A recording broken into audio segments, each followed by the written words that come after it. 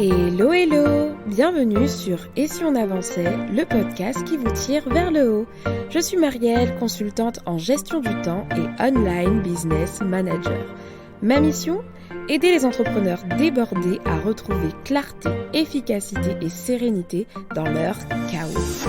Dans ce podcast, vous retrouverez des conseils et des réflexions pour vous aider à reprendre le contrôle de votre temps, structurer votre business et atteindre vos objectifs les plus fous.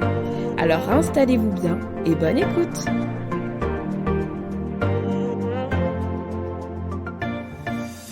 Bill Gates, Walt Disney, Steve Jobs, Ray Kroc. Ces noms vous parlent sûrement un minimum. Mais si je vous dis Paul Allen, Roy Disney, Steve Wozniak et Fred Turner, je suis sûre que ces 4 noms ne vous disent peut-être rien. Dans la première liste, je vous ai présenté des entrepreneurs dits visionnaires. Et dans la deuxième liste, des entrepreneurs ayant un profil plutôt d'intégrateur. Paul Allen était l'intégrateur de Bill Gates pour développer Microsoft, Roy Disney celui de Walt Disney pour développer Walt Disney, Steve Wozniak celui de Steve Jobs pour développer Apple et Fred Turner celui de Ray Kroc pour développer les chaînes McDonald's. Derrière chaque entrepreneur visionnaire se cache un entrepreneur intégrateur. Alors, êtes-vous plutôt un entrepreneur de profil visionnaire ou êtes-vous plus proche du rôle de l'intégrateur ? Bienvenue dans cet épisode de podcast dans lequel nous allons décortiquer ensemble ces 2 rôles complémentaires et puissants. Mais avant de rentrer dans le vif du sujet, petit disclaimer. Hors de question dans cet épisode de nous ranger dans des cases.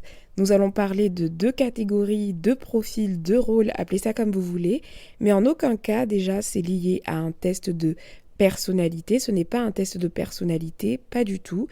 Voyez plutôt en fait ces casquettes d'entrepreneurs visionnaires et entrepreneurs intégrateurs comme des rôles qui vous vont plus ou moins bien, tout simplement.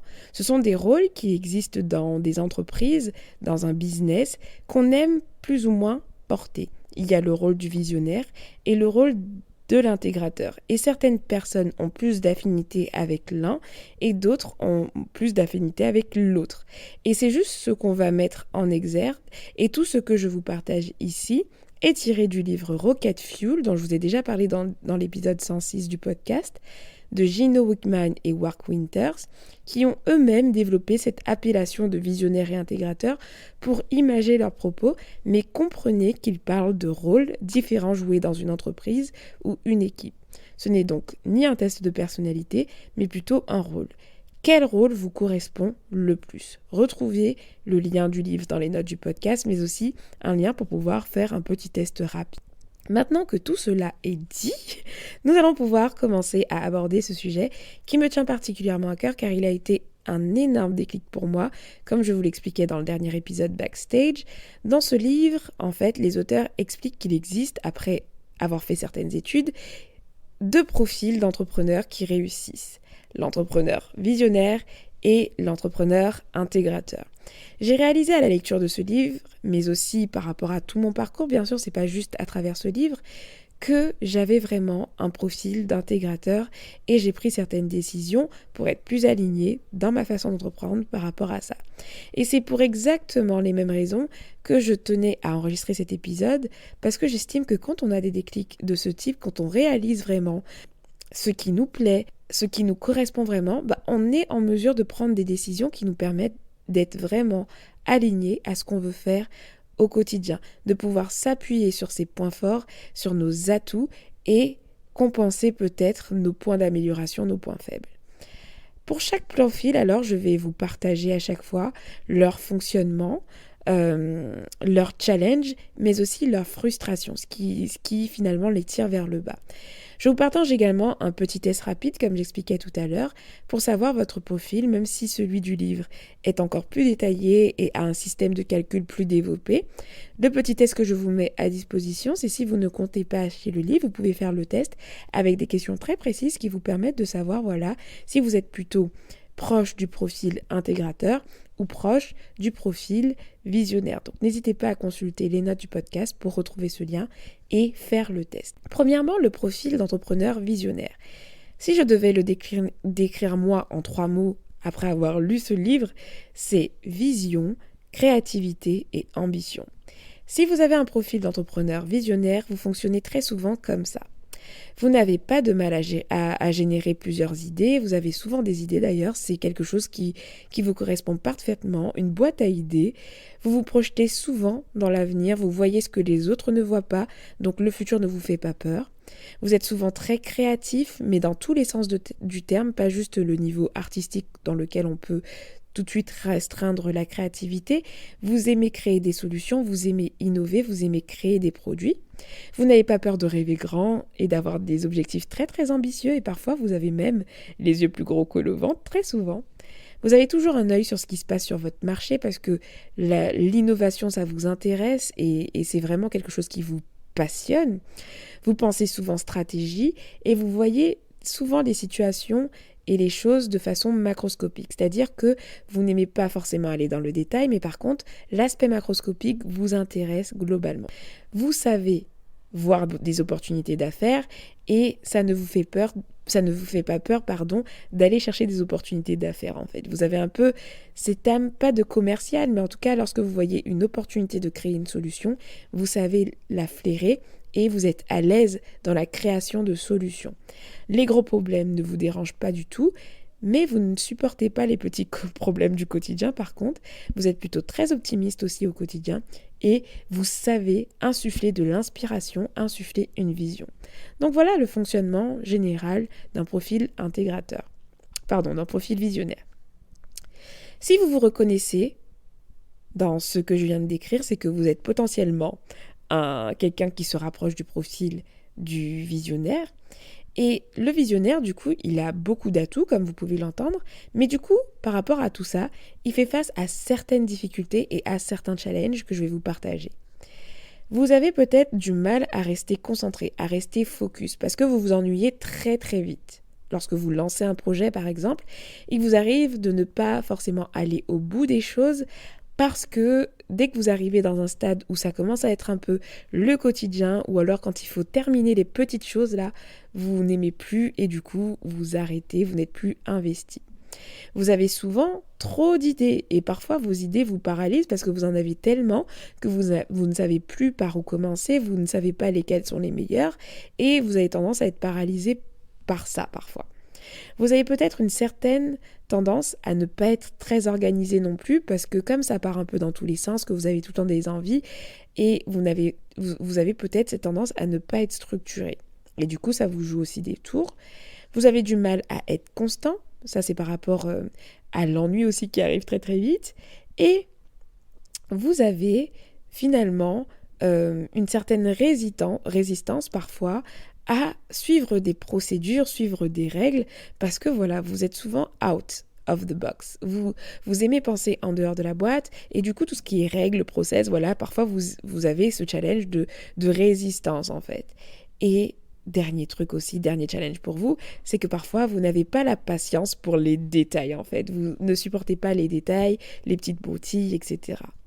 Résultat, vous avez plusieurs grandes frustrations, c'est qu'aujourd'hui vous en avez marre de tout gérer tout seul et le quotidien vous saoule parfois dans votre business. Vous avez la sensation de manquer de contrôle sur votre temps, votre argent et votre liberté parce que lorsque vous arrivez à un certain niveau dans votre business, vous avez l'impression que celui-ci qui était censé vous amener de la liberté, il finit par vous bouffer et vous avez plein d'idées mais l'impression de ne plus savoir comment les amener à la réalité. Et autour de vous, certaines personnes semblent ne pas vous comprendre. Voilà un peu le contexte du profil visionnaire. Donc en gros, un entrepreneur qui a un profil visionnaire, c'est finalement le stéréotype de l'entrepreneur qui a plein d'idées, qui voit très très loin, qui est très créatif, etc. Et voilà. Et maintenant, nous allons voir ensemble le profil intégrateur. Le profil intégrateur en 3 mots, action, concentration et implémentation. Si vous avez un profil plutôt intégrateur, vous fonctionnez très souvent comme ceci. À l'écoute d'une vision ou d'un objectif, vous identifiez déjà le plan d'action et le comment. Vous aimez aider les autres à accomplir leur vision, vous savez identifier et gérer clairement vos priorités et les priorités aussi des autres. D'ailleurs, vous n'avez pas énormément d'idées, mais vous savez identifier les meilleures idées parmi votre tas d'idées. Vous êtes un bon leader, mais également un très bon manager. Vous aimez évoluer dans la clarté et la structure est naturelle pour vous, c'est-à-dire lorsque vous voyez un désordre, vous voyez déjà comment le structurer et l'organiser. Vous comprenez très vite les besoins des autres et vous êtes quelqu'un de plutôt fiable et aimez aller au bout des choses par contre. Vous êtes un jusqu'au boutiste. Voilà, un objectif pour vous, il doit être atteint et vous êtes typiquement, si vous êtes un profil intégrateur, vous aimez quand les to-do list sont achevées, quand tout est fait, quand tout est carré, nickel. Si vous vous reconnaissez dans ce profil, vous faites sûrement face à différents challenges, au même titre que le visionnaire. C'est que parfois, on vous accuse de pessimisme, ou alors que plutôt vous êtes plutôt réaliste, en fait, c'est que vous allez souvent voir les risques. Lorsque quelqu'un va évoquer un projet, vous allez très vite voir les risques et des fois, ça vous amène un peu à être pessimiste. Vous vous limitez du coup beaucoup et ça peut être challengeant pour vous au quotidien. Vous faites souvent le boulot dans les coulisses et donc n'avez pas de reconnaissance parce que vous faites beaucoup de travail en off. Vous êtes lent parfois à prendre des décisions parce que vous analysez beaucoup et vous êtes souvent dans la réflexion pour prendre les décisions justes et des décisions fiables. Et vous mettez parfois la barre très haute pour votre travail et parfois la barre très très haute aussi pour les attentes par rapport aux autres en fait. Et parfois vos attentes sont irréalistes. Voilà pour une présentation en fait des deux rôles, des deux profils principaux d'entrepreneurs. Est-ce que vous avez remarqué quelque chose par rapport à ce que j'ai pu évoquer sur ces deux profils-là ? Ce qu'il fallait remarquer, et c'est un peu ce que j'ai déjà dit en introduction, c'est que ces rôles sont à 200% des rôles complètement complémentaires. Le visionnaire, en gros, aime résoudre les gros problèmes complexes. L'intégrateur, lui, aime les identifier et les décortiquer pour prendre des bonnes décisions. Le visionnaire génère plus de 20 nouvelles idées par semaine. Les intégrateurs, eux, n'ont pas beaucoup d'idées, mais savent prioriser les idées. Les visionnaires sont des très bons leaders. Les intégrateurs sont des bons leaders, mais d'excellents managers. Les visionnaires sont des personnes qui aiment aller vers l'extérieur, c'est-à-dire aller chercher des nouveaux clients, innover, etc. Les intégrateurs, eux, aiment gérer l'intérieur, structurer, manager, faire en sorte que tout se passe bien à l'intérieur du business. Les visionnaires créent une vision, les intégrateurs exécutent la vision et la rendent réelle. Dans le livre de Simon Sinek, qui est très très connu, Start with the Why, commencer par le pourquoi, c'est un livre qui était très très célèbre, ça a rendu la fameuse question « Pourquoi vous faites ce que vous faites ?» très très populaire en fait. C'est pour ça qu'à chaque fois on parle de pourquoi, ça vient surtout de ce livre-là. Il parle déjà dans ce livre-là de ces deux profils, en parlant des personnes qui sont Y-type et les personnes qui sont O-type. Il y a des gens qui sont très tournés sur les idées, donc le pourquoi et les quoi, et d'autres qui vont être très tournés sur les plans et les systèmes, donc des personnes qui ont un profil plutôt commun. L'un n'est pas meilleur que l'autre, ce sont juste deux façons différentes de fonctionner qui produisent quelque chose d'extraordinaire quand ils se rencontrent. Les visionnaires ont des quoi et des pourquoi, et les intégrateurs ont leur comment, et je trouve ça merveilleux. Bill Gates et Paul Allen, Walt Disney et Roy Disney, Steve Jobs et Steve Wozniak, Ray Kroc et Fred Turner. Il existe des articles où ces personnes parlent et témoignent de leur collaboration avec des entrepreneurs intégrateurs et ils disent souvent que sans ces entrepreneurs intégrateurs, ils n'y seraient pas arrivés. C'est vraiment un travail d'équipe et ça me fait penser à la phrase « Seul on va plus vite, ensemble on va plus loin ».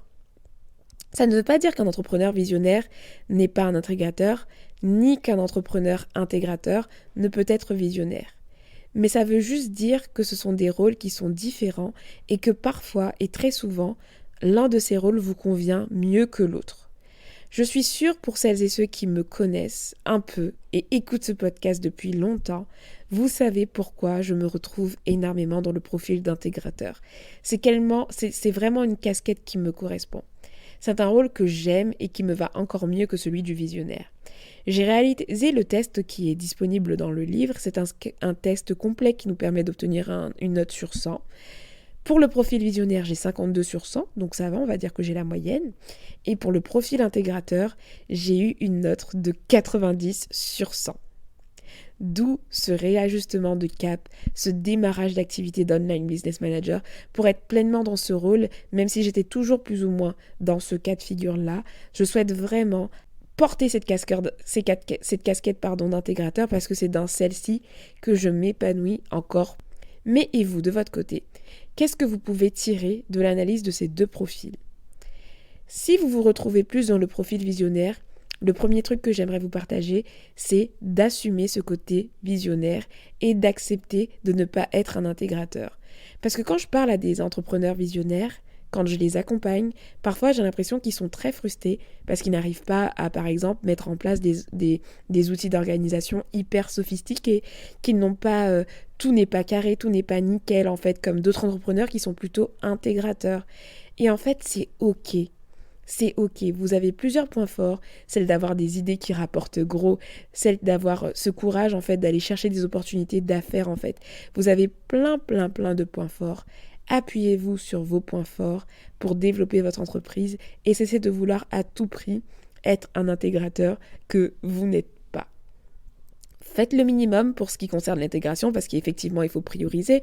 Donc oui, apprenez à prioriser, apprenez à gérer votre temps, mais ne vous frustrez plus de ne pas être un intégrateur qui gère bien son business où tout est carré, etc. C'est OK, vous êtes un entrepreneur visionnaire et c'est OK. Mais par contre, du coup, ça m'amène au deuxième point, c'est que intégrer dans vos projets plus ou moins proches, en fonction de là où vous vous trouvez, peut-être que vous avez déjà commencé à recruter, mais en fait, intégrer qu'il vous faudra un intégrateur dans votre équipe qui vous complétera parfaitement et vous aidera à réaliser votre vision en fait. Vous avez besoin d'un intégrateur et dans un futur proche, plus ou moins proche en fait, je ne sais pas où vous en êtes, pensez-y parce qu'en tant qu'entrepreneur visionnaire, être complété d'un entrepreneur intégrateur, ça ne peut que créer quelque chose de merveilleux pour vous. Vous allez pouvoir déléguer tout ce sur quoi vous n'arrivez pas justement à être au taquet, à quelqu'un qui prend plaisir à faire ça. Et à vous deux, vous allez pouvoir déplacer des montagnes, quoi. Vous allez faire des trucs extraordinaires. Donc, pensez déjà dans le futur ou alors dès maintenant à vous dire comment je pourrais commencer à intégrer un intégrateur dans mon business. Et du coup, si vous réalisez que vous êtes plutôt un profil intégrateur comme moi, premier truc que je veux vous dire, c'est que vous déchirez. Parce qu'en fait, on va pas se mentir, c'est pas l'étiquette qu'on a envie d'avoir, l'intégrateur. On se dit que la classe quand même, c'est d'avoir cette étiquette d'entrepreneur visionnaire qui lance des projets, qui n'a pas peur de prendre des risques, etc. Ce n'est pas parce que vous êtes un entrepreneur intégrateur que vous ne pouvez pas déchirer dans votre business. Non, c'est juste que vous allez fonctionner différemment.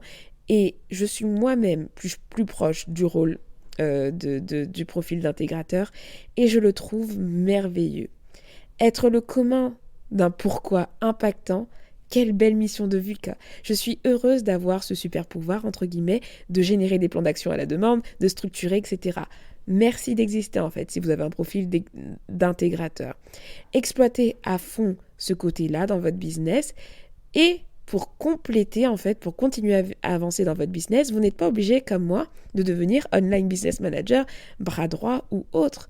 Vous pouvez vous diriger, rester dans votre domaine, et exploiter à fond vos compétences pour que vous soyez aligné. Donc, créer des offres, créer des prestations qui s'appuient sur ces points forts d'intégrateur, qui sont la structure, l'appui, le développement, la partie vraiment opérationnelle. Et du coup, vous allez pouvoir vous y retrouver même en n'étant pas bras droit ou online business manager. C'est complètement OK.